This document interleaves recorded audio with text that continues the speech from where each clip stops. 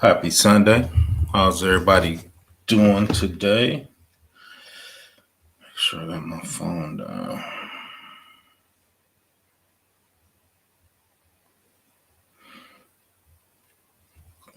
Hope everybody's having a good Sunday. Let me see. Checking out everything. There I am. So I'm going to do something. I'm going to touch on the forensics again today. So I'm just going to leave that up actually. Once again, you know how we do it. Just if you got any cybersecurity questions, just drop them in the chat and we'll get to them. Trying to get some motivation today. I am struggling as always, but that's all good. So usually we just go over the videos I did this week while people fall in. So if you got any questions about them, just go check them out. Or once again, just put the question in the chat. We'll do that. Then we start up on the forensics. Just touching on forensics, different domain in cybersecurity. So just want to touch on it a little bit. Once again, if you got any questions, just put them in the chat. What's up, Wayne? Glad you could make it. So we're going to just go over the quick videos I did this week before we start. Just give a little time for people to file in. Once again, if you got any questions, tech, cybersecurity, just drop them in the chat and we can go over them. So let's go over this week's videos. So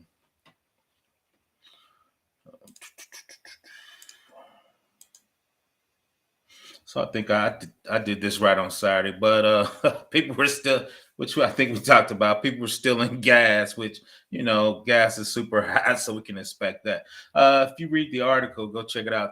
It looked like they were going through the credit card reader to bypass the payment system to get free gas. And what they did is, I don't know if they sent out a Facebook message. They said the gas station owner said he looked at the camera.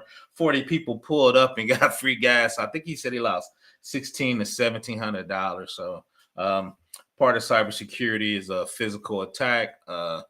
Somebody reached out to him. I think it might have been Ty. Shout out to Ty. He PCI covers credit cards, so the credit card reader should be protected under the PCI compliance a little better than that. So once again, and two is somebody had a van. They were pulling over where you put the gas in, and they had a sliding door. They would open them up and suck the gas out. I think somebody stole $5,000 in diesel gas. Okay, you can hear me. Okay, that's cool. Somebody stole $5,000 in diesel gas.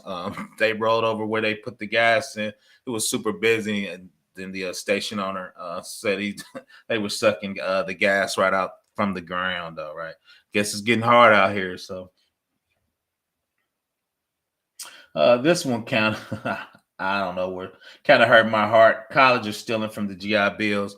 There are a lot of nonprofit colleges. The government did a pretty good job closing them down, but they were taking advantage of the GI Bill and not training people well and not giving them the knowledge they need to actually get a job. Right? We know some colleges are paper mills, but we know the GI Bill, the government's going to pay. So there was a lot of for-profit colleges. I actually used to work for one called ITT Tech. I think it was in the Midwest. They actually shut that down. So, like I said, taking advantages of GIs is kind of crazy. So, I do a series called Novice Security Entry Level, just to give people a basic foundation.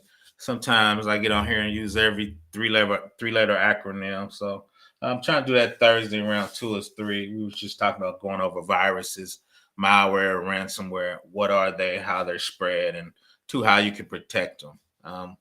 I get a lot of small businesses. I'm calling them micro businesses. I think a definition under $25,000, and I think under 20 people. Right, from a cybersecurity perspective, they just out there with no protection really, because most small business, somebody nephew or somebody's just setting them up, setting up their network. So trying to help them with security.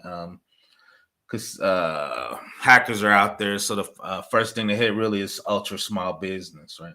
Why would you hit an ultra small business? That's how you practice before you actually attack a bigger business, right? You're practicing and they're practicing, right? So that's my new series. I call it Novice Security. Basic, super basic, at the ground level, right? We did phishing, and the second one we did were viruses and malware, right? Just super basic things to get everybody level set. Part of that series I should have put in there is HP printer had a vulnerability. A lot of people don't realize their printer is open to the network. If you go to Shodan, you can actually query printers on the network. So if one of them was HP, you can actually hack on the HP to actually start hacking the company. A lot of people don't think of printers as a device that will get hacked, right? But that's the landing point to start attacking the rest of your company, right? So that was a good. Once again, like I said, just a little known device because where I work at large companies, we check the CVEs, which is vulnerabilities to that. We patch them and make sure only our PCs and devices can print to our network, right? A lot of people put them on the network and do not lock them down. That lets hackers get into your organization, right? A lot of people really don't think about printers as a way to hack into an organization, right? The replay attack from Honda. If you look at the video, when you start your car or your Honda with a key fob, you can actually catch that signal and replay it, and they can start your Honda up and drive away with it, right?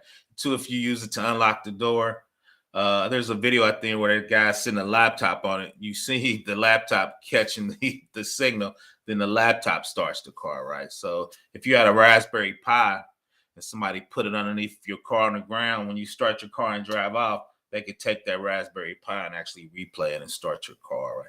For me, that's a known vulnerability. They've been doing that for years, but Honda make this a known vulnerability. And two, for them, they don't sound like they're gonna fix it, which I thought was weird. So go check that out, right? And that's really a vulnerability with a lot of cars, especially older cars. When you do that key fob start, catch the signal, replay it, then they have the code to actually start your car, right? Nothing. Um, for me, that's been around forever. So Honda made it sound like they were. It was a new vulnerability for them. So once again, it's just 8-week forensics lecture, just kind of going over it. Just talking about most people never think about forensics.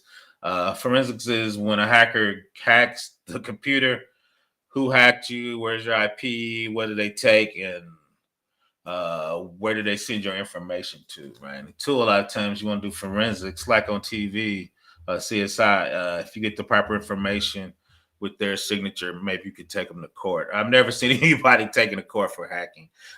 Once again, I've been in cybersecurity for 15 years. I've been in IT for 30 years. We trying to close a vulnerability and just see what was stolen. I probably do a series on compliance because that's what I do for a living. Depending on who you report to in the government, you have to report to your state what got stolen, then IRS, HIPAA, education, then you can get fined. I'm sure a lot of people stuff in here hack usually get the $100 credit monitoring. We always joke at work, if you got 34 million or 40 records time $100, that's $4 billion, right? If you got 40 million, right, you're done. Everybody's fired, right? So that's why cybersecurity is important. Shout out to JM. Shout out to Wayne. Shout out to Adrian supporting me. Let's see. Those key fobs are vulnerable rolling codes too. Yeah, because a lot of times the rolling codes are based on the time a lot of times. So because they're not rolling forever. And they generate them off a certain key. So if you can figure out what the codes are actually generating off of, they were always generating out at a certain time. So when your Raspberry Pi catch it, you need to check the time and a couple other things. Those rolling codes were based on the VIN number of the car. The rolling codes, obviously, JM, are a lot harder, but They just actually did rolling codes in the last probably 5 or 10 years. Any car before that wasn't using rolling codes. So you're right about that, JM. But a lot of times the key used to get the rolling code started, a lot of those were predictable. If you go back to the old RAS cards, I don't know if you remember the RAS cards, they changed every 30 seconds. A 9-year-old girl figured out what the codes for the RAS were. So, but now you're right, the rolling codes make it harder. You got to be on another level to get it. Engineering cannabis, let me hit that up. Oh, let me go up one. Yeah, shout out to that. But nah, rolling codes are much better. And if you're gonna get it from the rolling codes, like you said, Jim, you gotta be on another level. That was the fix for the old one that Honda's talking about. Is it true that hackers has no criminal conduct? That's not true. It's just most of the hackers are in foreign countries that don't like the United States, so we can never have extradition.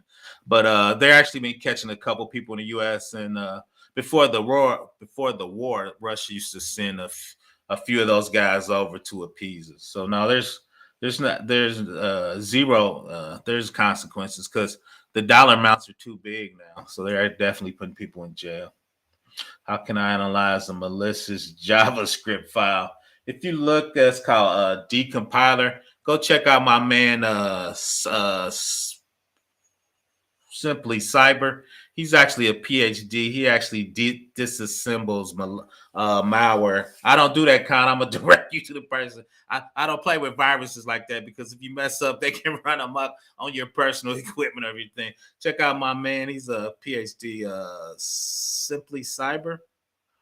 He actually does this thing first thing first, every morning on cybersecurity. Cool guy. He's like me. He's in compliance. He actually talks about disassembling malware. I don't do that. I don't even try to do that. God, I'm not going to even lead you astray. But he talks about disassembling malware in anything, programs, all that stuff. So in cyber, there are alarms that can detect hackers doing a hack, or is it just hackers hacking? After hack, after the hack, then are you alerted? No, there's both ways, and I'm gonna do a series on that engineering cannabis. It's called Amazon has guard duty. It can detect threat people inside your network and give you an alarm. Sometimes though, you're right. We see a big file that left our network at 3 a.m. We look in the log file and we kind of figure out we hacked. Or sometimes somebody's looking at their machine and you can see a script running that shouldn't be running. So there's all three of those ways of how you figure out your hack. Hopefully, you get an alarm in the middle of the hack, engineering cannabis, and we could block it. That's the ultimate. But all three ways of those, you can figure it out. Hopefully your software, like you said, using artificial intelligence or machine learning, you could hopefully block the hacker, then let you know. There's a couple. Once again, I'm gonna do that in the lab. Where with guard duty, it knows the pattern TPP of the attack. It actually will block that IP on your firewall. Then that way you can stop the hack while it's in progress. That's the but most people usually do it and after. The worst case too is when the FBI, the federal, knock on your door and said, "We saw your information on the black dark web." So that's when we really panic. I was actually talking to my boss about that. What would be the play if that happened, right? Because now you're embarrassed. Your customers know they got hacked before you know you got hacked, right? The Feds just caught a hacker. Yep, still an info on fraud. I saw that. I saw that. So yeah, like they're catching them. It's just so lucrative. Um, Especially if you're in a country with no GDP and you got a PhD. Let's see. Let's get started. I'm into the full stack. Well, about cybersecurity is quite interesting. Wayne, I'm a full stack. Well, I was a full stack developer. I developed for 15 years doing my first Oracle forms and reports. Then I went Oracle, Java, Angular in the front end, Hibernate and Spring in the middle for a full stack. I'm hoping to start developing again. My security is called. I usually do more application security because the first thing that gets hacked is your web application.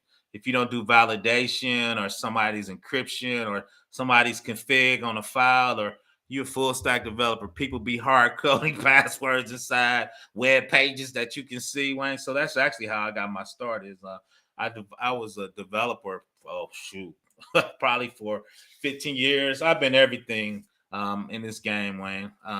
I'm 53. I've been in IT for 30 plus years. So, but actually, let me get started on this class. I'm on my subway. My first love, actually, Wayne, is shout out to you is development. I love development. I love to hit the button and see my stuff work. I can see it happening. I get great fulfillment by the accomplishment of that. I just make more money in cybersecurity way. But I put those two together because too, you're in the game. Most hacks start with it in the web app most of the time. Some once again validation, somebody didn't lock, somebody hard coded a password in the file. OWASP top 10 has been the same probably for the last 20 years to attack a web app. So no, shout out to Wayne though. Appreciate you, Mr. Awesome. How much more of an edge does having security license give you regarding salary and demand? When you mean license, you mean certification, Mr. Awesome? I'm assuming you mean certification. I never would have made it through stat class in grad school. Shout out to that. When you mean license, you mean certifications? Elaborate on that a little bit. Let's go and get this, and I'll be hitting in the chat. We're just gonna, like I said, touch on it. We're going to talk about digital evidence. Shout out to the paralegal in the house. So we're going to touch a little bit on the legality of it, how to collect evidence in the private sector, processing law enforcement, steps in preparing for evidence search, secure computer incident or a crime, explain guidelines for seizing digital information, storing digital information, hashing it, and identifying the requirements and plans. So at work, when we're thinking of employees stealing stuff or being a bad employee, right? How do we get his laptop? How do we get his equipment? How do we prosecute him from internal? Now we're talking about internal employees now, right? Two is that's part of cybersecurity from inside hacker. I'm kind of insider hacker, but somebody inside your organization, right? They know you're done. Your issues, right? So how do you go about that? But two is when you sign up for work, right? They make you sign the office computer is only good for what you can only do office work on it, right? So that's the bid on it. Let's see, where's my pyramid? Facts. Sorry, clearance. Oh, clearance is if you got a clearance, shout out. I stay in the government sector. I worked at DOD for 11 years, and I work for a large state agency. You can't have foreign nationals work on federal computers, and you got to have a security clearance to work on that. So that cuts out 75% of the 75% of your people can't apply for federal jobs. Number one is you cut off your foreign competitors. Number two is a lot of people got background problems. So if you got one, it doesn't even have to be criminal. If your credit's messed up, you can't work in the feds, right? So with that clearance, you out there. I worked with a guy. Shout out to him. I ain't gonna say his name. He wasn't very bright, but he had the top secret with the polygraph. He was the only one who could go into certain buildings. He would go in there and call us, right? So with a security clearance, there's certain work that you would get that other people that can't even go in the building. I had a NAC, which is the lowest one, and I was getting a secret. Even with my secret, I was great. I couldn't go into certain buildings, especially in DC. And people let me know because there's a guy that was on. Shout out to Black Heights. Look out, he was only looking for people that had certain clearances that could get those jobs. So now that clearance has definitely helped. Mine, like I said, mine just expired probably like 4 years ago. But now if you got a clearance, you off and running. Like I said, they're so hard to get. And two is let me know if you're ex-military. That's extra points actually for getting in. Because when I was leaving, I turned down a job with DOD. I think it was a 13 GS 13, but certain military people because they do them in points, right? So if you have been in the service, you get so many points for that too. So. Let me see, engineering cannabis. 90% of the cyber acts is 90% of cyber professional activities preventing hacks. So how do you combat new techniques by getting hacked and understanding how the infrastructure is? So how do you combat new techniques? Is by getting hacked. Oh, facts. We call it postmortem.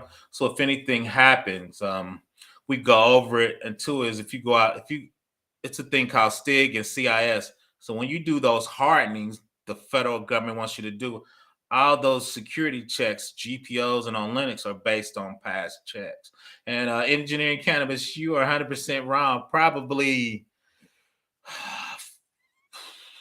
50% of your cybersecurity people are actually trying to prevent hacks. Most of that's compliance. Most of that's reviewing logs. Because when you're saying preventing hacks, you're trying to stop the hack from happening when it is. Most of that stuff is post-mortem.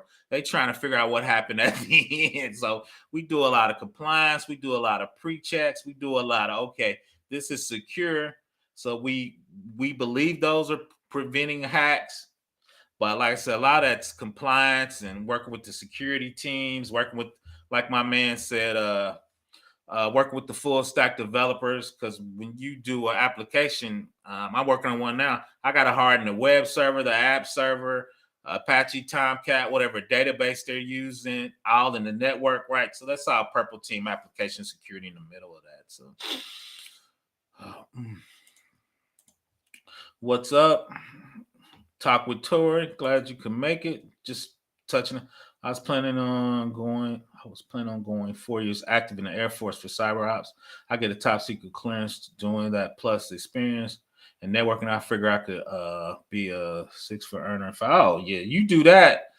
Soon as you come out, you will be there. If you go on a cyber command in the Air Force, soon as you leave that with that clearance, um, you'll easily make that. And two is go to I don't know your family like, but if you can travel Arthur Anderson, Mandy, and Price Waterhouse Cooper, because they got those SLAs when something happen, they fly guys out to certain government facilities and certain companies. Check out my man, Mr. I don't know if you know Gabe.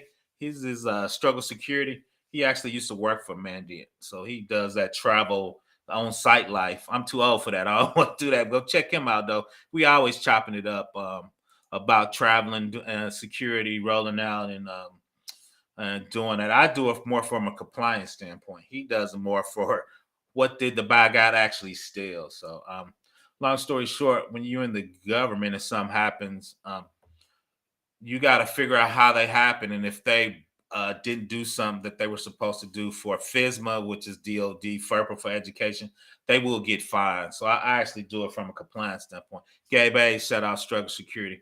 He does it from what did the bad guy block and what's the TPT? What technique did they do to actually get in there? So now we're talking about identifying digital evidence. Can be any information stored or transmitted. U.S. courts accepted digital evidence as physical evidence. Digital data is treated as tangible object.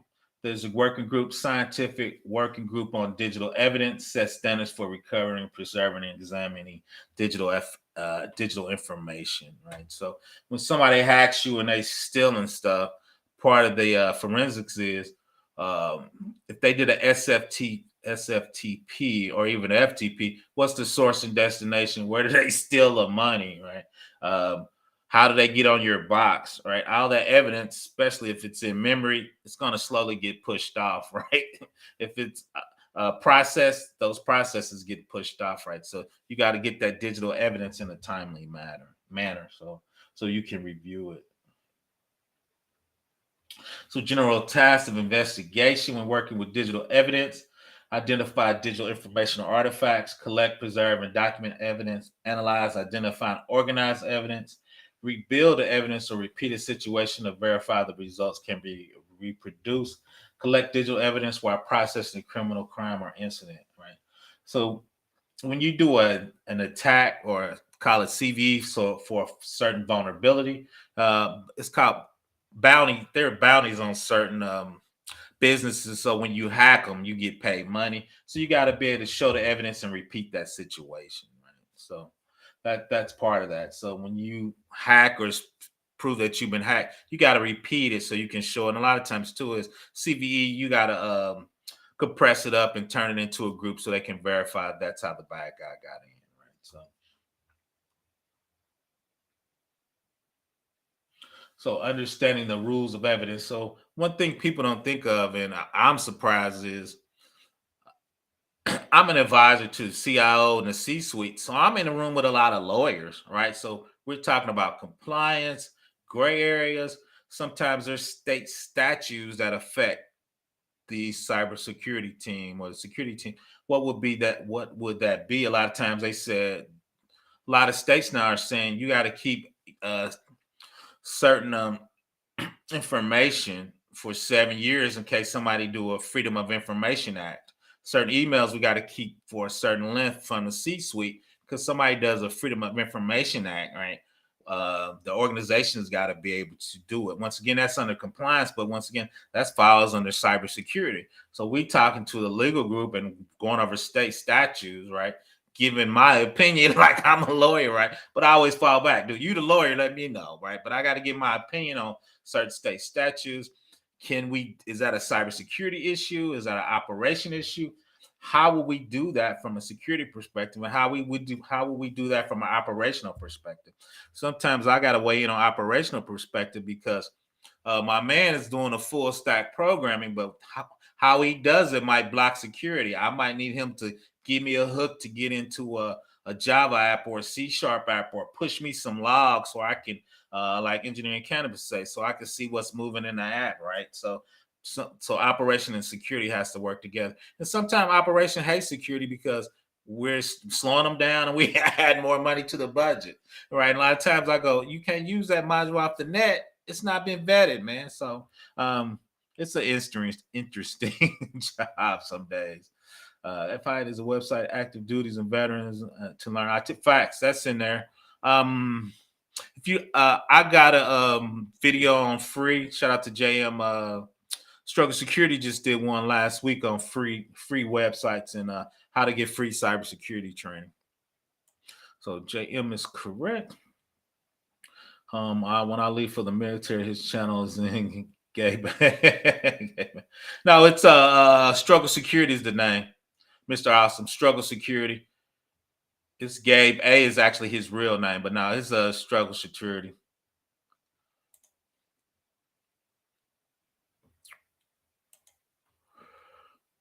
She's do build pyramid. With hackers have the ability to encrypt their Yep. How do you decrypt such a process? So that is excellent question. Depending on the encryption, a lot of the encryption people use have been broke, and there's actually ways to decompile it, engineering cannabis. But if something that's been encrypted, how we actually catch it a lot of times is I work at an organization. We send out thousands of files at a certain time with a certain name. So somebody encrypts something and it's not a name we know or a format we know, engineering cannabis, we're going to block it and catch it because we think somebody's trying to sneak something out. But a lot of people struggle with that. A lot of companies, because when you do encryption, they just send out the file. So no, you're right. What we do is we have naming conventions and times. So especially if it's a large file going out at a not a normal time or abnormal size than we normal, especially for that time bracket, we're actually catching and quarantining engineering cannabis. Now, I don't. Some of that we catch, we might not be able to decrypt it, but if we can't decrypt it, we know it's not our files because we have all the keys to our file to decrypt, right? So if it's not a certain name and we got the keys, we can run through all our keys and try to decrypt it. If we can't decrypt it, then we know somebody's doing some shenanigans in their engineering cannabis. But most people don't have a baseline to catch it cannabis. That's the thing, is you got to have a baseline of your organization. A lot of people just been growing up and just doing business. So cybersecurity legalese, you say facts for the legalese. We know we're touching on some of that too. Compliance. That's how I make my living. Okay. Oh yeah, structure. Yeah, check him out. My fault. I'm not enunciating very well, Mr. Awesome. I'm tired. But yeah, he shout out to him. We usually chat it up over here. It usually comes on. We definitely gonna do a some collabs. I'm sure engineering cannabis will be with us when we start collabing.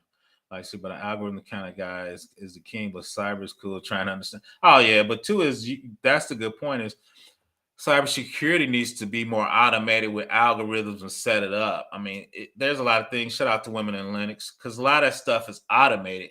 We just need a better job of getting those algorithms and get that automation in their engineering cannabis. We kind of helter skelter as an organization. Cool thing though is there's a lot of tools you can buy. So, so let's go over understanding evidence. When you catch somebody or you got it, consistent practice helps you verify your work and your enhanced credibility. Comply with your state rules of evidence with the federal rules of evidence. Evidence submitted in a criminal case can be used in a civil suit and vice versa. Keep current on the latest rules, directives, collecting, process, storing, and amending digital evidence. We were just talking about that. We have where I work at, we have 40 lawyers, so it's interesting. Granted, I probably only work out with two or three of them because they deal with compliance and FISMA and IRS, who we report to, right? So they help and the state requirements. But two is every 3 months we pick an application and we go through a cybersecurity simulation. Did it get hacked? Did some get stolen? Is there a threat in there? And part of that too is we go over it with the rules in mind. How do we quarantine it? How do we make sure the evidence can be used in court? How do we handle those employees' laptops or phone if we need to take them, right? So all that has to be done in accordance with the law of your state, right, and the law of federal land. So the cool part of that, most people got that down from a work standpoint. You sign documents. It's usually we could take your PC or your phone over remotely anyway, right? So it's a lot easier to handle, but you still want to make sure you know the rules and what you can and cannot do as an organization. The data you discover from a forensic examination files under your state rules of evidence or the federal rules of evidence. Digital evidence is unlike other physical evidence. It can be changed more easily. The other way to detect these changes is to compare it to the original data, which is a duplicate. Another concern is when dealing with digital records is the concept of hearsay, right? Is it part of the original or did you hear it from somebody? Did you hear somebody was sharing pictures they shouldn't share of, right? So here's like versus physical evidence of what you actually have, right? So that's the cool thing about forensics too, is you doing computer security with a lot of legal work, right? So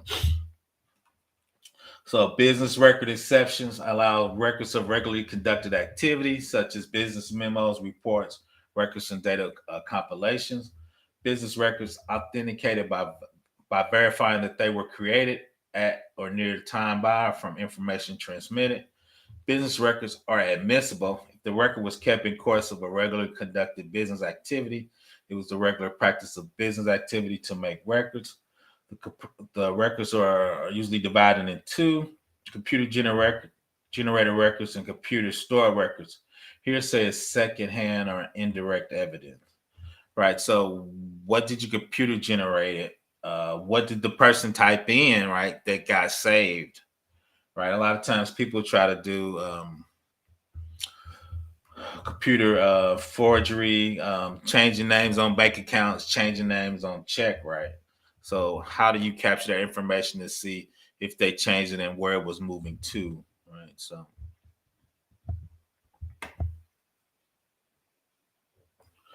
computer generated computer stored records must be shown to be authentic and trustworthy to be admitted. Computer generated records are considered authentic if the program that created the output is functioning correctly, usually considered an exception to a hearsay rule. Collect evidence according to approved steps of evidence controls to help ensure the computer evidence is authentic. So they always say authentic, really, because once you get in the logs, really, you can write over the logs, right? You can theoretically change the logs, right? So there's certain things you can do. You can hash them. You can save them to the disk where those records could be modified. The only way you can modify to actually create another log file, right? So those are things you got to put in place for when you actually if you actually end up in court, or if sometimes an employer challenge you, right, to try to trip you up. Right. So you just got to make sure, once again, all your ducks in a row and your evidence is good. So that's why in cybersecurity, we work with the legal team. So all the logs, all the computer generated files and artifacts we have could be admissible in court. Right? So when an attorney challenges your digital evidence, often they raise the issue of whether the computer generated codes were altered or damaged. One test is to prove that the computer stored records are authenticated to demonstrated that a specific person created the records. The author of a Microsoft Word document can be identified by using the file metadata. Following the steps started on that page, you can identify file metadata. So a lot of times, if you right click on a Word document or you look in the options of it, it's metadata on it. It tells you who created. A lot of people don't realize. A lot of times, it puts your company information in there as part of the stamp of the metadata. So a lot of times they could tell who did it and where they did it. Right.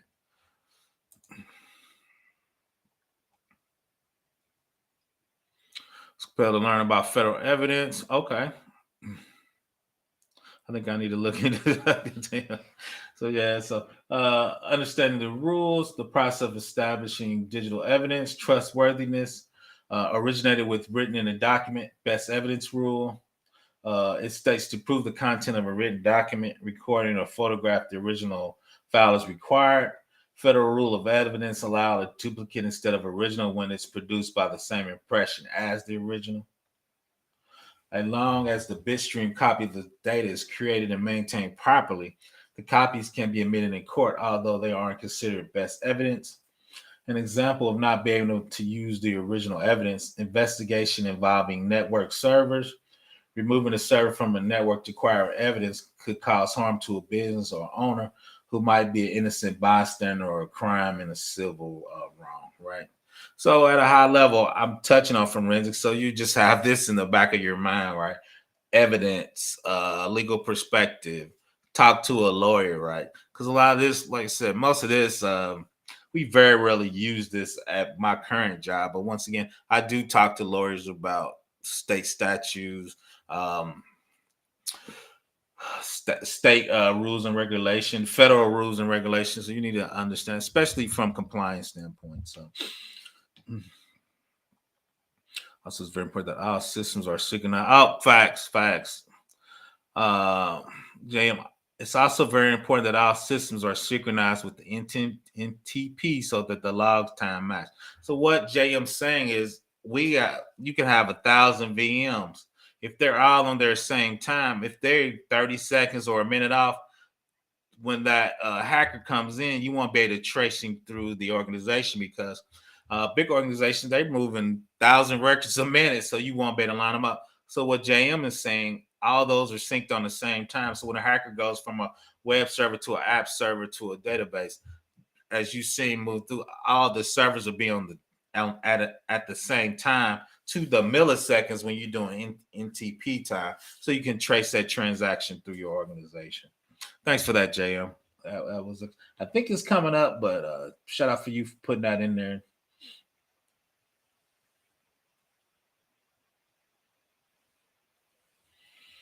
So with private sector is a little different. So a special category for private sector rules, including ISP. So the ISP is just your vendor who you get your cable from. AT&T. There's a lot of big guys out there. Affinity, right? So how do they go in Affinity and get your records from a big organization, right? The ISP can investigate computer abuse committed by employees, but not by customers, except for activities that are deemed to create an emergency situation. Investigate and control the computer incident scenes in a corporate environment, much easier than a crime scene. Incident scenes are often the workplace. Typical business have an inventory of database of computers, hardware, and software. You can help you identify a computer forensic tool needed for the policy violation.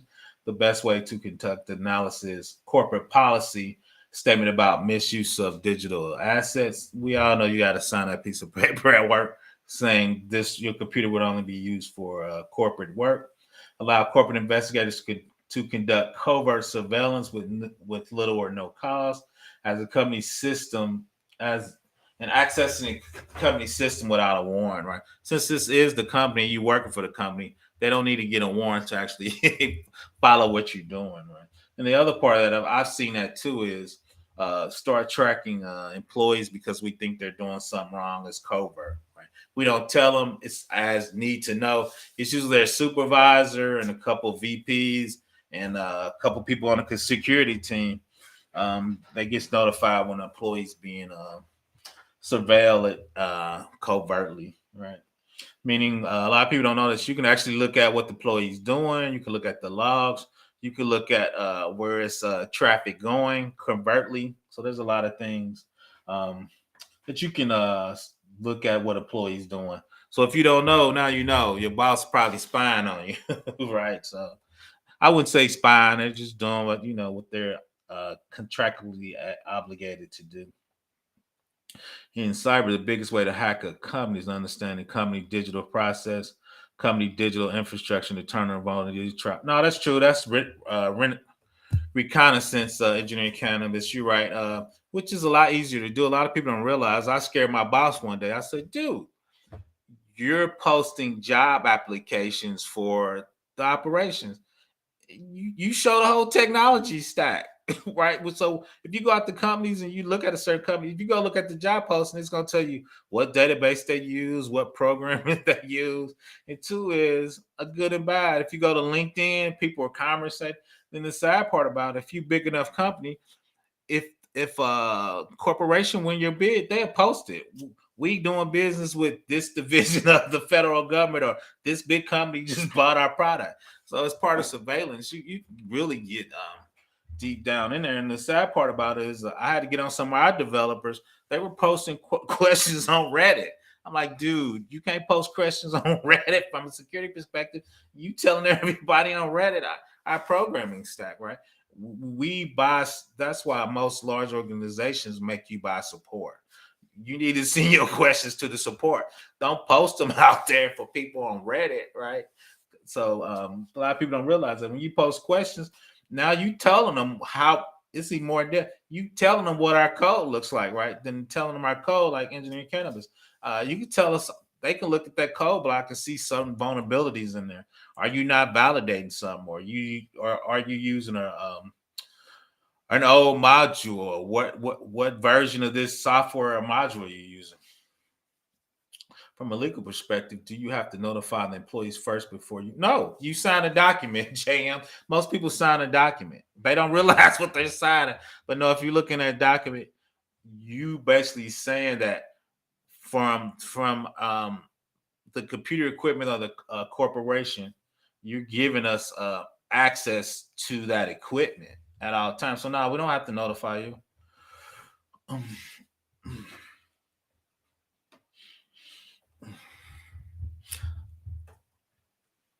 So companies should be displaying a warning banner. So that's part of it. When we display the warning banner, that lets you know these are the issues. You could be fined or jail, right? That's part of you signing up. If you ever, especially if you're doing government or state work, when that banner comes up, you're accepting that when you hit that button. Stating that reserve the right to inspect the computer. That's what Jan was talking about. Private sector investigations should know under what circumstances they can examine employees' computers. Every organization must have a well-defined process describing an investigation. And 2J, I'm missing one of the policies they told you to read because we usually have the cybersecurity policies for NIST or FISMA or CIS in there. That policy states that the organization can surveil you. For private sector investigation found an employee is committing a crime, an employer can file a criminal complaint with the police. Employers are usually interested in enforcing company policies, not seeking out and prosecuting employees. Private sector investigations are mainly concerned with protecting company assets. 100% true. If you discover evidence of a crime during a company policy investigation, determine whether the incident meets the level of criminal law, inform management of an incident, stop your investigation and make sure you don't violate Fourth Amendment restrictions on obtaining evidence, work with the corporate attorney on how to respond to a police request for more information. But I promise you, they already talk with their legal staff to make sure they're not violating your Fourth Amendment. But that's a good question, Jan. But now we do we do it all the time. So unless we're in violation, we do it all the time. My suggestion is one must read and understand what they're saying. This is not legal advice. Facts, but most people don't do that. I mean, you get hired, you so happy to get a job. You signing them 50 documents. You ain't reading them. So, but you're right. Adrian, you should read them. Most people don't read them. Um, I appreciate that, Wally, for the like. Shout out to Calisthenic Art. What's up? So yeah, basically, like JM said, is your company does surveillance. If you write tasks and look at your taskbar, look at programs, 80% of the companies are running Big Brother, or you will see something in there that says Watcher, so you can actually see what process they're using to watch you if you're concerned or you think you might be watched. I promise you, you're being watched, especially if you work for a company with more than 2 or 3. Because if they're not watching you, if something happens, especially if they got shareholders, the company will be negligent. Their job is to protect the company and protect products and own a profit, right? They step on the little guy's amendment rights. They don't care about the little guy's JM.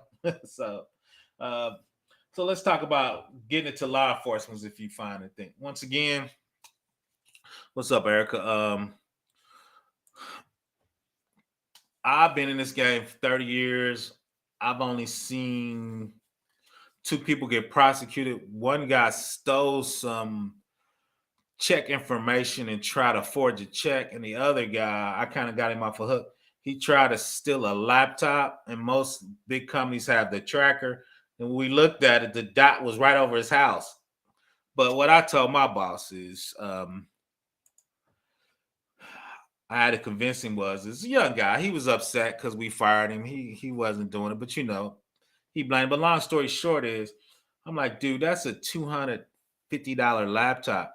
You gonna give that young man a felony for a $250 laptop that we could brick remotely. So like no information got stolen. You could brick it. We bricked it. So I told him, ease up on the dude, man. So we did, and I reached out to him and told him, dude, you got to be smarter than that, right? Don't get emotional, all right? So once again, a lot of laptops work. They got trackers, like you track your phone, you can track the laptop. They can come. And 2 is depending on state agency. I work for a large state agency. I say that all the time. We have a state police power, so we can actually send the state police to your house to get the laptop, right? So with probable cause, a police officer can obtain a search warrant from a judge.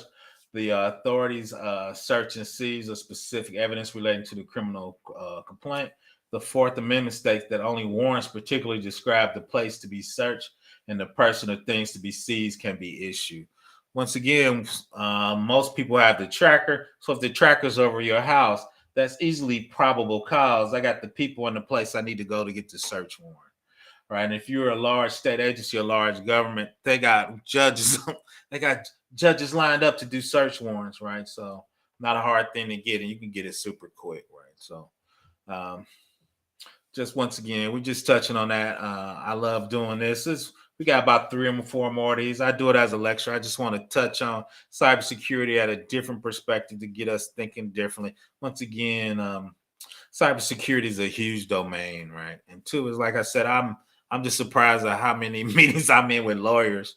I miss programming. I'm gonna go back to programming probably next year. I'm gonna do something. I miss creating stuff, but understanding concepts and terms in your search warrant, innocent information, unrelated information often included with the evidence you're trying to recover.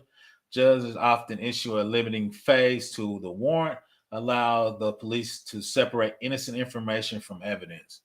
That's true, but one of the things where I think we're commingling that if you know Best Buy or you take your PC into Staples or your laptop or even your phone, when they're working on your phone, if they find something for a PDAL or something with kids on it, they will report you to the local police. They have an agreement, right? So even though that's limiting phase, and I think that's unrelated information, right? Um, they will report you to the police and you will be in jail. You sent your laptop to get worked on and somebody find some inappropriate pictures of a kid, you will be, they will arrest you, right? You could Google that. A lot of people don't know when you put your PC like that is, they are looking at your information, right? So if they believe anything is criminal on there, they will report it to the local agency. Once again, the Plainview document, Doctrine. I think this is where it falls on. Object filing in plain view of an officer who has right to be in a position to have the viewer subject to seizure without a warrant and may be introducing evidence. The three criteria must be: officer is where he or she has legal right to be. Ordinary sense must not be enhanced by an advanced technology in any way. Any discovery must be by chance, right? They're coming in to get you for something else, and you got weed or something a little higher, and they see it. It's in plain view. Weed is not good, right? That's legal. You got something a little harder than that, right? They can get you on the plain view doctrine. So the Plainview doctrine, applicability in the digital forensic world is being rejected. In the case where police were searching for a computer for evidence relating to illegal drug trafficking, if an examiner observes a .afa file and file child, he must get an additional warrant on that expansion to to continue the child pornography. That is not true, but what they say is people are challenging it in court, right? So this slide's a little old, so they're trying to figure that out. The ones I've seen went to jail, so I'm glad that slide came up. But yeah, so because if you Google Best Buy and that, they were reporting people to the local police. So all good. Let's see. A second video. Get my mom on the kind of working logistics. Cool. Gotta take care of mom. When conducting a penetration test, can they report you too if they find something? Yeah, but a lot of times too is they could, but a lot of times too is the company's paying the penetration testing firm.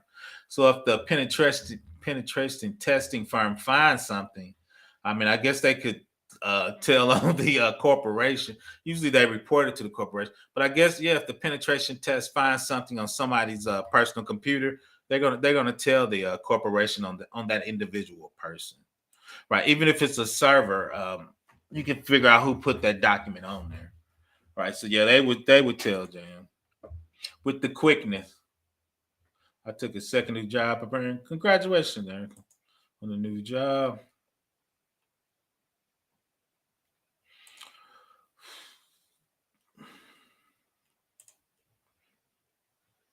I appreciate that, Seattle Black Veteran. Really nice show. I think you said you saw that one show I did where the for-profit schools were cheating veterans out of their GI Bill. That's a shame, man. Both are $80 per hour, 100% remote. Shout out to Erica putting in that work. Preparing for a search. Preparing for a computer search and seizure, probably the most important step in digital. You might need to get an answer from the victim and informant, who could be a police detective assigned to the case, a law enforcement witness, or managing a coworker or person of interest in the investigation. So now you're talking about when they getting phones from drug dealers, right? Searching through their information, laptops, right? Hacking rings. Right? I think this is where they're going with those type of searches. When you sign a digital investigation case, start by identifying the case, including whether or not it's private or public. The nature of the case dictates how you proceed and what type of assets or resources you need to use in the investigation. For law enforcement, the step might be difficult because the crime scene isn't controlled. You can't identify the OS or device, estimate the size of the drive of the suspect computers, and how many devices to process at the scene, determine which operating system and hardware are involved. Right? Because if you run into an illegal operation and they got computers and stuff like that, and you're trying to do an investigation, like you said, what do you bring? What do you need? That's why a lot of times they try to take it back to their police. And we saw last week where they showed their office of their machines and their desk, and even what type of laptops they use, what type of connections they're using, right? So that's a lot of times you take it back. Type of case and location, determine whether or not you can remove the digital evidence. Law enforcement investigators need a warrant to remove computers from a crime scene and transport it to the lab. If removing the computers will harm the business, the computer should not be taken off site. Additional complication, files stored off site that are accessed remotely. Availability of cloud storage, which can be located physically. Stored on drives where the data from many other subscribers might be stored. If you aren't allowed to take the computers to your lab, determine the resources you need to acquire the digital evidence and which tools you would need to acquire. Right. So that's kind of one of our scenarios we talk about is if we're at work and for some reason the FBI comes in and tries to bubble wrap the server, how do we continue to do business? What is our disaster recovery site? Or do we have a DRS site where something happened to one of our main computers and it got, you know, taken out for a legal reason? Can we still do business, and how would we still do business? I sent you an email. Okay, cool. Thank you. Yeah, I just thought that was a shame, but veteran, you gotta try to get the veterans, man. Nobody's safe. Personal phone, special passwords should have many vulnerabilities. Most individuals use personal password, use password history. But yeah, that was a big case. I need to talk about that project, engineering cannabis, because there was one where the police had it. It was a terrorism, and Apple didn't give them the keys, so that they couldn't get into it. I think the federal government ended up sending it to Israel. If people don't realize, Israel is the cybersecurity capital from a business perspective of the world, and they actually hacked the phone. But yeah, Apple's good about if they're not giving you the keys. So if you need a terrorist to get in and look at their phone, Apple wasn't giving up the keys. So they're trying to figure out, like you said, from a personal password, how to get in the phone. People are using can the police force you to use your fingerprint to open up your phone, right? That was a huge question.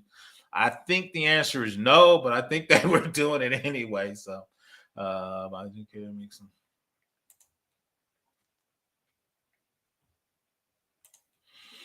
Let's see. Professor Black, I want to do an accounting cyber forensics job when I get my CBA. I want 300. What should I? Cause you got to do the accounting. I would do forensic. If you look at I got to think of the name of the cert. There's a cert out for it. It's not I forgot the name. I'll think of it in a minute, Erica. There's two forensics certs you can get to help you to do that forensics from a cyber standpoint. But then they got accounting forensics by itself. I got an MBA, so I can never get my accounts to balance. But we used to do that forensics class where people are actually trying to hide stuff in their books, and on top of that, then they're trying to do the forensics part of it by hiding the files that they're using to hide their books.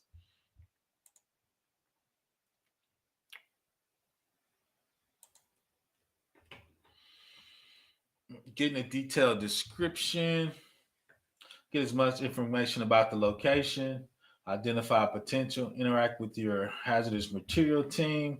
Hazmat, put the target's drive in a special hazmat bag. Technician can decontaminate the bag and check for high temperatures. Right, certain, which is not much anymore. There's certain things that used to have lead and stuff when it was older, right? So you don't really have to worry about that with computer parts anymore. Nothing you got to worry about if you're gonna get cut. Any of that other stuff is you have to worry about it. Private sector computer investigations usually require only one person to respond to an incident.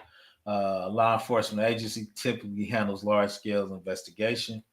Designated lead investigator in a large scale investigation. Anyone assigned to the scene should cooperate with the designated leader to ensure the team addresses all detail when collecting evidence. That's with anything. But now you're talking about going into a corporation, um, making it happen, doing some large investigation, some large espionage, or some nation state actually hacking your company to try to steal the plans. I used to work for a Fortune 500 pharmaceutical company, and They believe people were trying to hack in their computer and steal certain drug compounds and drug things.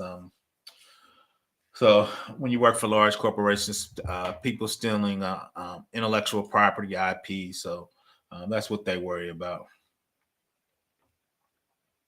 That's what we want to do with facts. Facts. Hmm.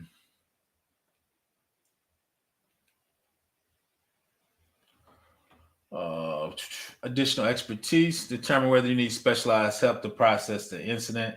You may look at specialists in operating system, RAID server, and databases.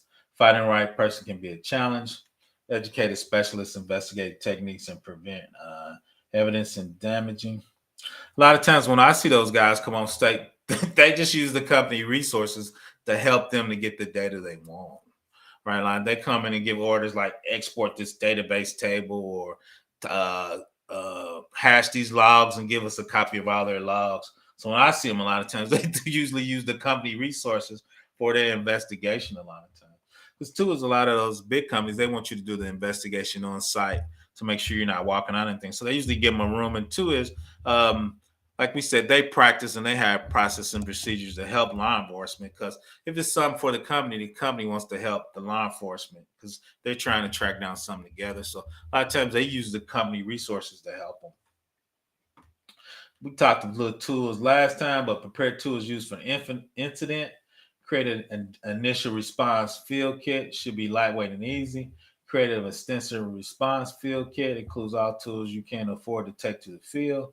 When at the scene, extract only those items needed to acquire the evidence. There's a forensic toolkit, super light, got some firewire, like some copies, laptop, digital camera, and flashlight. Right. So just standard, some lightweight, nothing crazy. Tools and thing in kit, small toolkit, large capacity drive, screwdrivers, anti-static band, SATA cables, laptop, ID pin adapters, laptop or tablet, firewire, USB, dual right, external bays, right? What's up, B2B? So yeah, so these are things is when you go on in the field, right?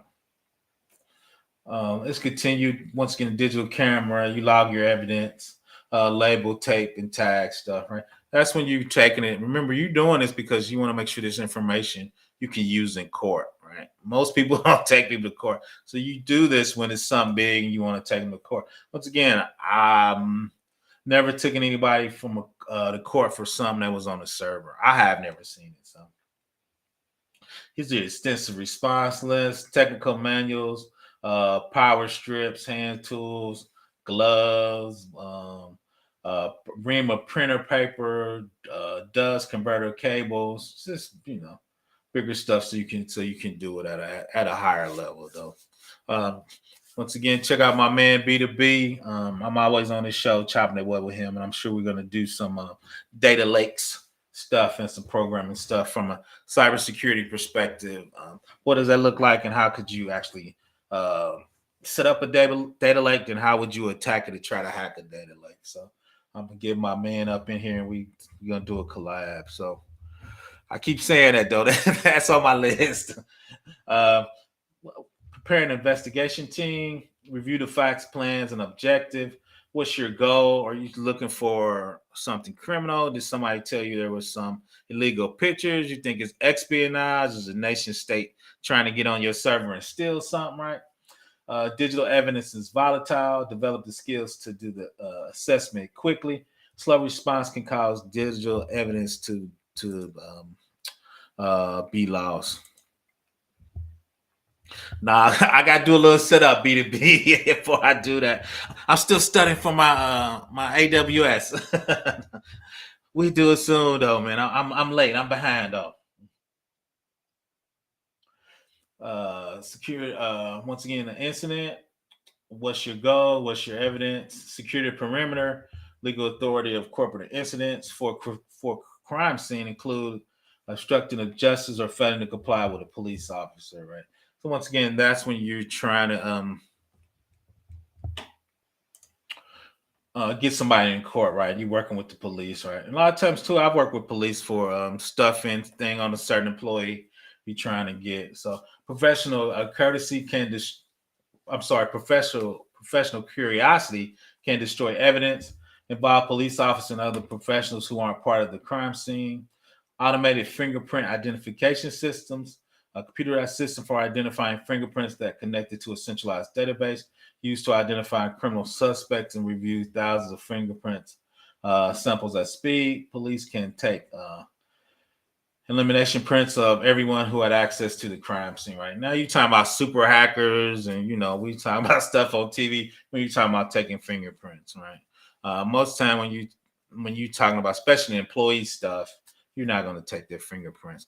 Where I worked, we did do a background, and we had to do an FBI background. And part of FBI background is when they did my background check, they did take my fingerprints though. So it's all good. Once again, when you work on those type of cybersecurity jobs, they do a background check. So I always tell, especially young people, make sure your credit's up, your credit's good, and you can't have any felonies because you buy the bag. You're looking at people personal information.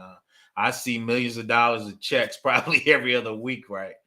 So that's why they do those background checks. So make sure you're ready when you get those jobs to do that, right? Law enforcement can see evidence with the proper warrant. Corporate investigators might have the authority only to take an image of the suspect drive when seizing digital evidence in a criminal investigation. Follow United States DOJ standards for seizing digital data. Civil investigation follows the same rules. Consult your attorney for extra guidelines.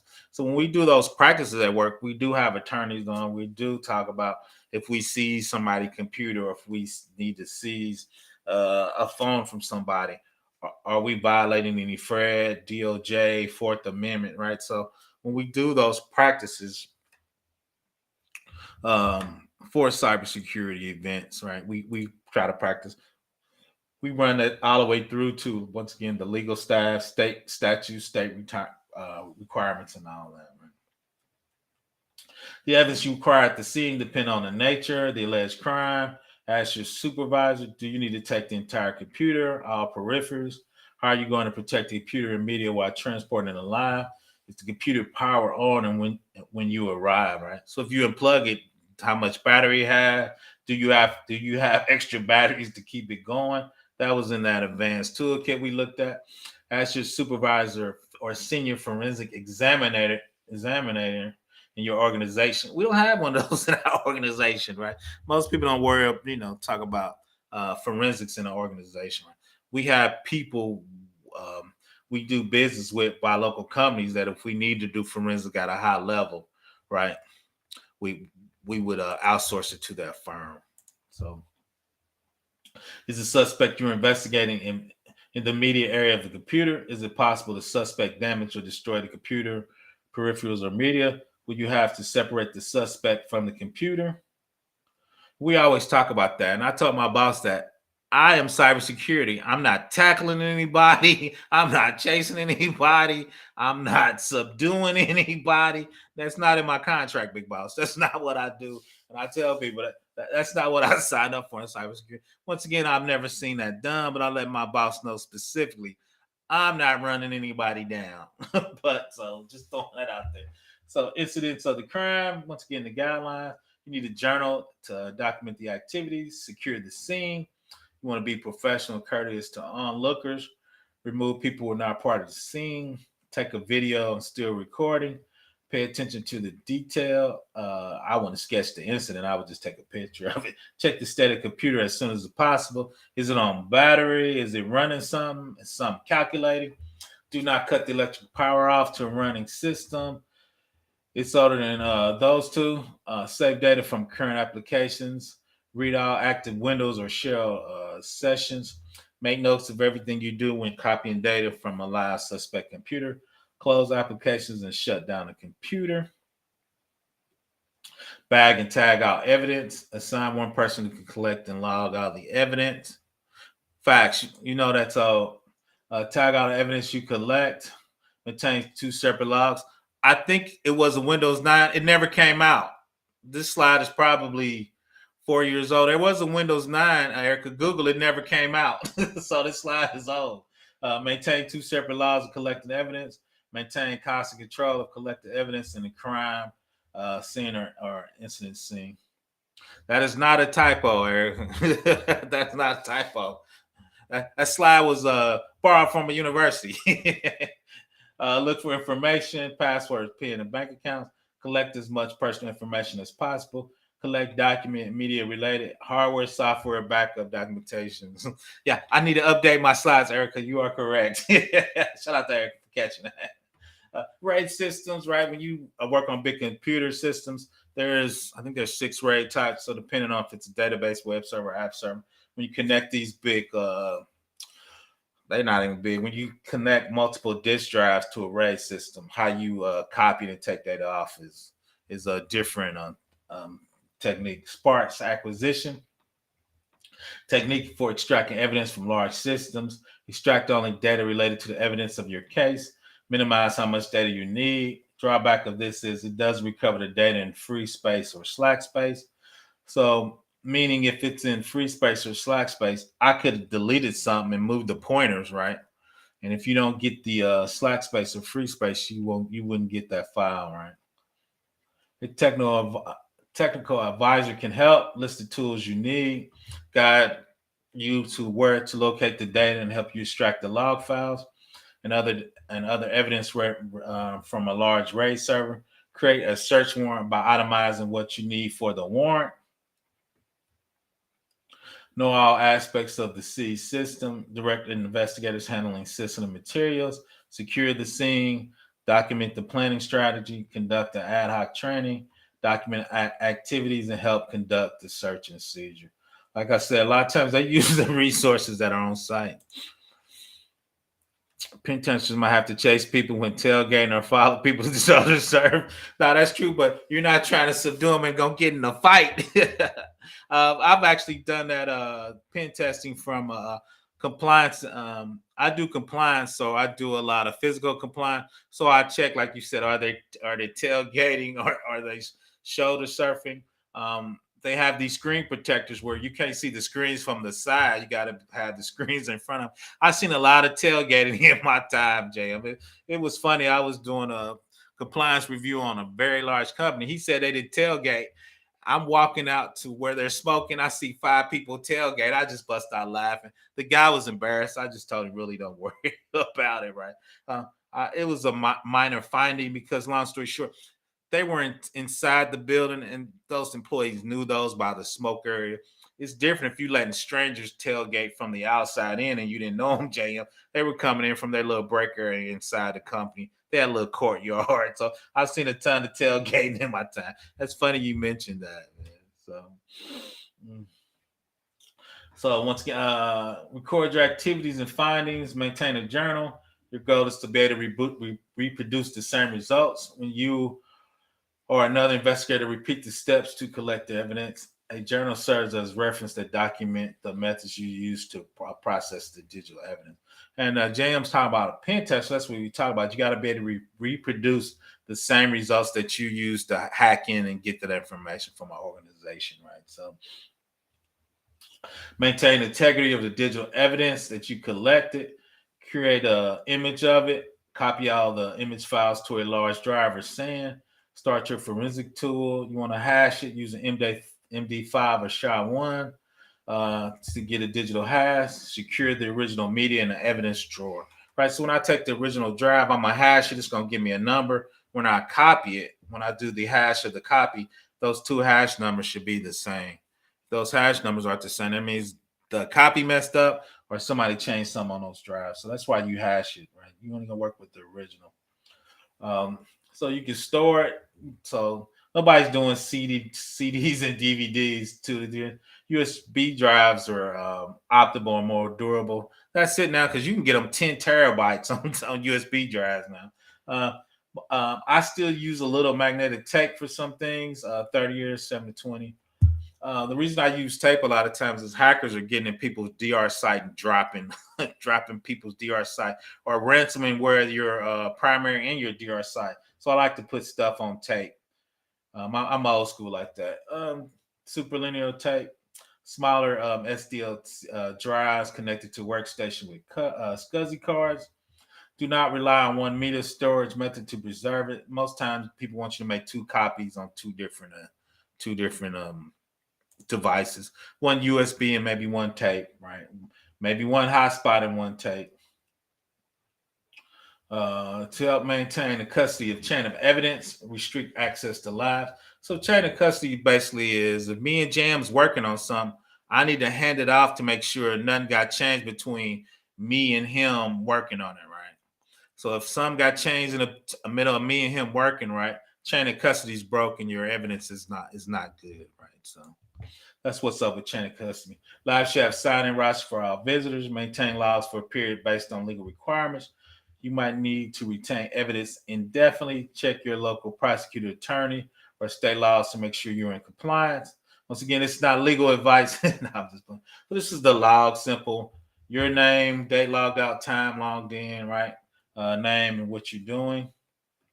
Create a use evidence custody form. Evidence form serves as the following: identify the evidence, identify who's handled the evidence, list dates and time the evidence was handled. Once again, you're going to hash it. Include any detailed information you might need for reference. Have all the evidence in a bag.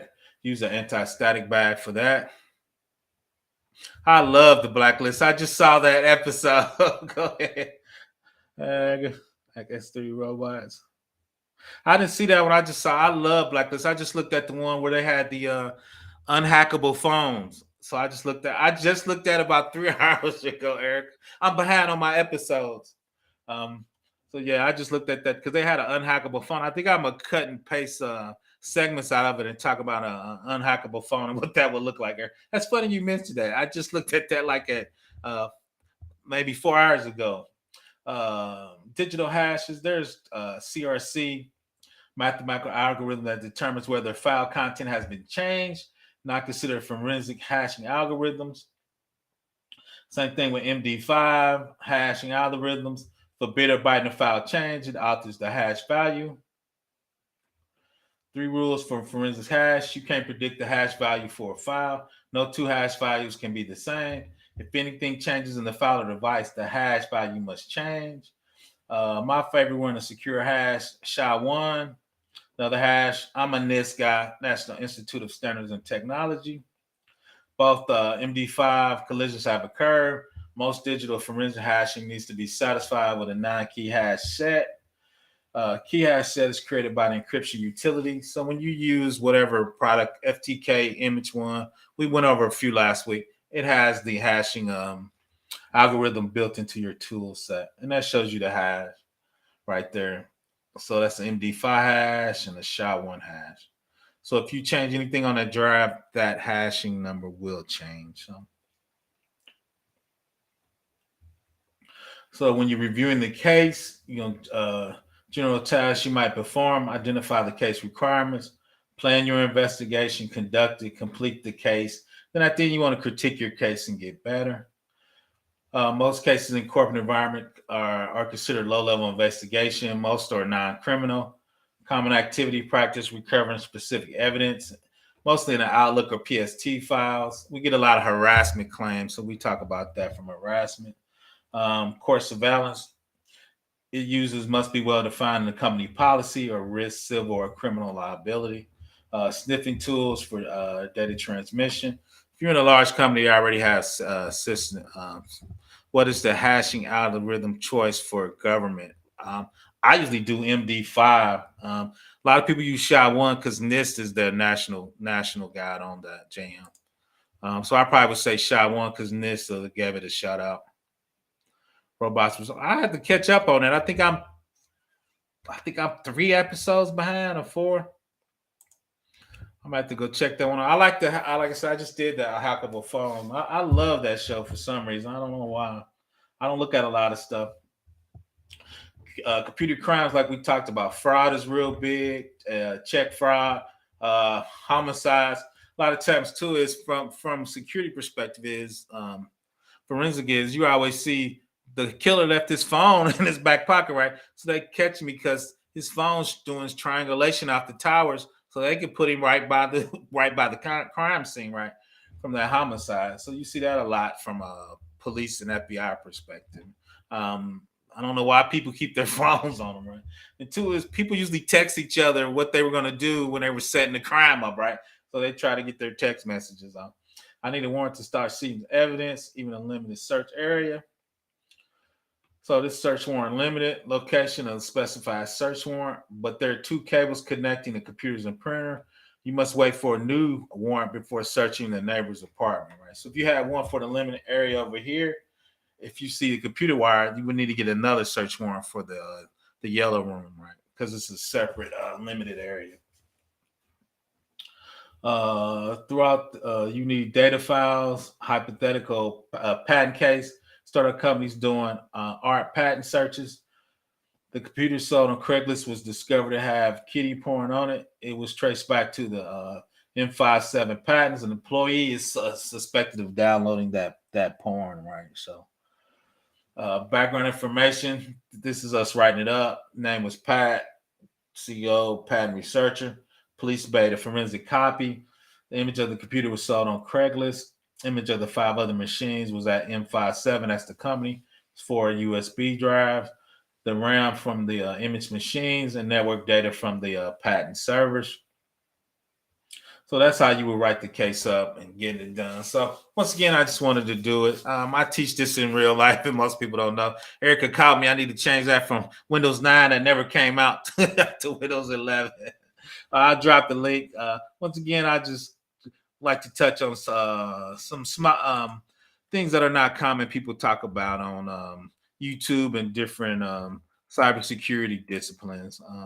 Like I said, I'm eccentric. When I was poor, I called myself weird. I call myself eccentric now. But so now I just talked about cyber forensics, just something different. Cybersecurity is such a huge domain. Like I said, I wanted to touch against this because there's most people don't talk about forensics at that level. Then I'll get back to my AWS cybersecurity. Like I said, I wanted to do something a little different on touching on something different. So everybody go check out the blacklist. I'll probably go write another episode. I got to find the robot episode Erica talking about so I can check it out. I've been going hard and kind of a little burnt out. Just trying to make a few moves, but can't complain. It's Sunday. I want everybody to have a great work week. I want everybody to get the bag, and cybersecurity is the long game, and it's going to be around. You can master it. It's not, there's so many domains. You can find something in there that you like. Get your computer basic and get your Tim's favorite thing. Get your fundamentals on down there, right? Be that networking, programming. There's just so many different, like I said, domains. I've been a DBA programmer, web admin, app admin. The only thing I really haven't done professionally is set up a professional network like Cisco. But I do a lot of reviews on networking, so I feel comfortable. I just haven't. I'm trying to get the facts. I'm trying to get the big. I'm trying to get that TAM bag. She be talking about 300,000 a year. I'm trying to get that women in Linux bag. So shout out to them. So. Let's see. Since cybersecurity is always changing, is it common for cybersecurity jobs to offer you free schools or courses to stay? Oh yeah, yeah. Especially if you're at yeah, because most companies anyway are going to give you tuition reimbursement. But yeah, for me, I just always learn on the fly. But yeah, you can definitely go free courses. Like I said, I'm studying for my AWS certs because that's the new security domain. That's where all the data is going in the cloud, and that security is different in the cloud, right? Too is what you're responsible for and what AWS is your or Google's responsible, right? It's a shared responsibility. But now, Jam, yeah, you can your company's gonna reimburse you. Like I said, I work at a large state agency. I work at a small consulting firm. We got LinkedIn training. We got starts with a P. We could pretty much go anything. The only thing when you do that, JM, a lot of times they want you to sign a commitment if they're gonna give you some real training. I'm trying, Erica. We're gonna teach each other, and you got more search than me, Erica. But shout out to you. But back to James. Two is though, they'll pay for your certs. They probably want you to maybe do a 2-year commitment, Jam. That's not uncommon. Because if they're gonna get you CNA or CNP or especially one of the big certs, CCISP. So now, Jam, but yeah. Okay. They got a lot of free stuff. I'm doing there. They got the AWS practitioner one out there. That's the one I'm studying. Like I told everybody, I'm rusty, man. I studied for a cert in a decade. So I'm about ready to take it. I'm getting a little. My last one I took, though, I was a little disconcerting. I didn't do well on it. So I'm like, I need to get back on the grind. So, yeah, shout out to CISP. I'll probably take that one at the end of the year. I took it, oh my God. True story, I took it, 15 years ago, and I missed it by 6 questions, and I never took it again. I took the Security Plus. Long story short, if you work at DOD, it's called 8570. I need to Google that. It tells you need a cert to be proficient at your job. So if you're a networking guy, security guy, whatever. First, they said it was CISP, then they downgraded it to Security Plus. So I took the Security Plus and I passed, and I was like, I'm not going to that. Because when I took it, it was like a SAT. You had like a bubble graph. Now you could do it all online.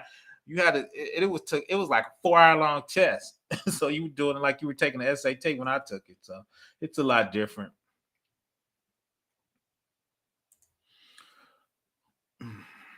Everyone go to the employment eyes for you. Okay. I'm about to figure out what that is. See what that I might have to Google that. I don't know what that is, Eric.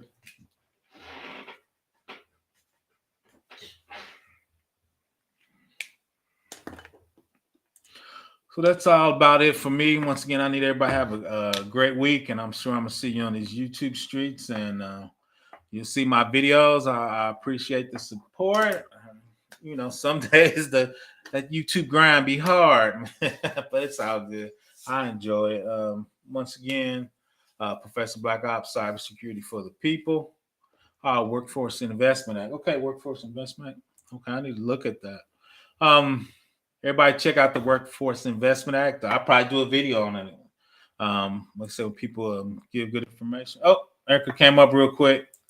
Why are you leaving us, black man? She's stopping my lunch. Not shot there. I love Blacklist. I just got through looking at. I'm 4 episodes behind. It's funny you mentioned that. I love that show. Yes. I'm gonna start walking around with my little hat on, with my little. I need. What's the African guy that's always with him? I need me one of them guys. Oh, Dembe. Oh my God, he's so cute. Yeah, I need to get me a Dembe, man. I need to get me a Dembe. Help me out, man. Absolutely. But I'll check out your Workman Investment Act. Yeah, so it's Obama put in place that if you think that you're underemployed or unemployed, where you can go and get training. You pick whatever you want to do, IT, or if you can want to do something else, and they'll pay for it. So, do you have to be unemployed? What's the requirement? The requirements get in there. No, you could be consider yourself unemployed. Oh, that's true. You just said that. So you're right. So if you're only making $20 an hour and you think you should be making $50 an hour, you're underemployed. So, yeah. Okay. I might do a little video about that one. Yeah, absolutely. Check it out. I will. What else you need? I'm about to go to lunch. I appreciate you for coming up. Okay. All right. Well, talk to you later. All right. Thanks for coming up. You always dropping gems, and go check her out. She got her information in the chat.